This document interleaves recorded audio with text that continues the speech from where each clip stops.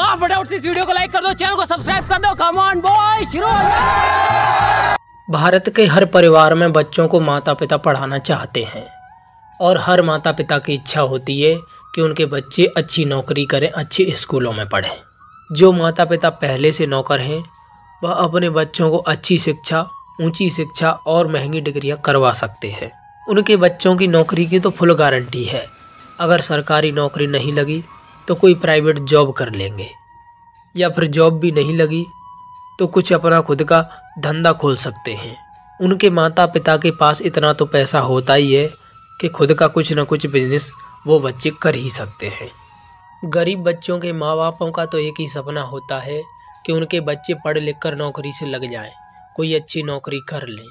लेकिन जो माँ बाप पहले से नौकर होते हैं उनके ही बच्चों पे से इन बच्चों की नौकरी नहीं लग पाती है, क्योंकि वो अपने बच्चों को नौकरी लगाने में बहुत सारा पैसा खर्च कर देते हैं और गरीब परिवार के बच्चों पर पैसे नहीं होते हैं नौकरी के लिए या किसी को देने के लिए, इसलिए उन बच्चों की नौकरी नहीं लगती है। गरीब परिवार अब ऐसी स्थिति में क्या करेंगे? उन्होंने जो पढ़ाई करी वो सब फालतू चली गई और पढ़ाई करने के बाद उनको मेहनत और मजदूरी का ही काम करना पड़ रहा है। अब इन सारी समस्याओं का एक ही सलूशन है।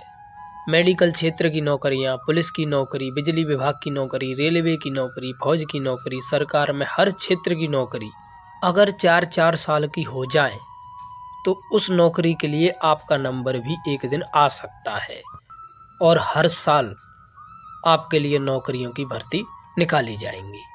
आप क्या चाहते हैं? जिनके बच्चे नौकर हैं और जिनके माता पिता नौकर हैं आगे जाकर वही उन पदों पर आसीन रहें, आपके लिए कोई नंबर ना आए? तो इस योजना का अगर आप विरोध कर रहे हैं तो आपके लिए कभी नंबर नहीं आएगा। अगर आपका नंबर आ भी गया तो और बहुत सारे लोगों का क्या होगा? वो क्या करेंगे? उनका नंबर तो कभी नहीं आएगा। इसलिए भारत में सबसे कम नौकरियां उपलब्ध हैं और बेरोजगार सबसे ज़्यादा है। आज जितने बच्चे पढ़ रहे हैं भारत में उनमें से 10% बच्चों की ही नौकरियां लग रही हैं, लेकिन इस योजना को लागू होने के बाद कम से कम 50% नौकरियां तो ज़रूर लगेंगी और यह 50% बच्चे 4 साल की नौकरी करने के बाद कोई न कोई दूसरी नौकरी भी कर सकते हैं। आप कल्पना कीजिए कि हमने 4 साल की नौकरी नहीं की और इन 4 सालों में हमने 22 लाख रुपए कमाए हैं।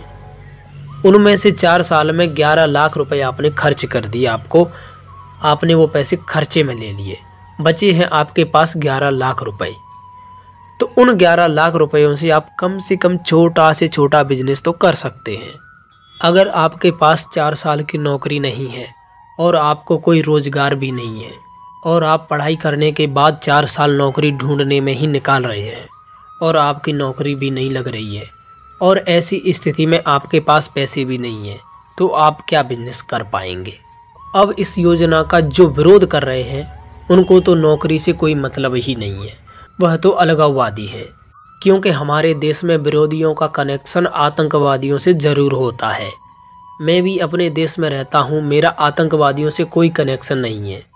तो कोई भी योजना आती है या फिर सरकार को एक काम करना चाहिए, योजना निकालने से पहले सरकार को लोगों के सामने एक प्रस्ताव रखना चाहिए, भाई हम इस योजना को निकालने वाले हैं, आपकी क्या राय है इसमें?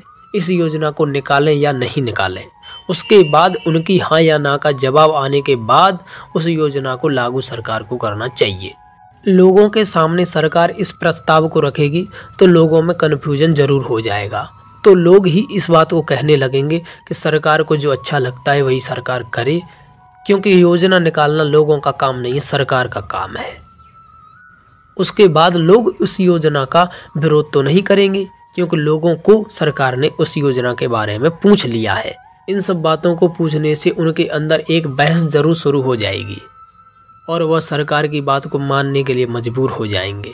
मुझे लगता है सरकार को ऐसी योजना निकालनी है तो लोगों को ज़रूर पूछना चाहिए और ऐसी योजना को पूछने के बाद लोग उस योजना का विरोध कभी भी नहीं करेंगे। दोस्तों वीडियो के नीचे रेड कलर में सब्सक्राइब लिखा होगा, उसको क्लिक करें, उसके बाद ऑल वाले ऑप्शन को क्लिक करें।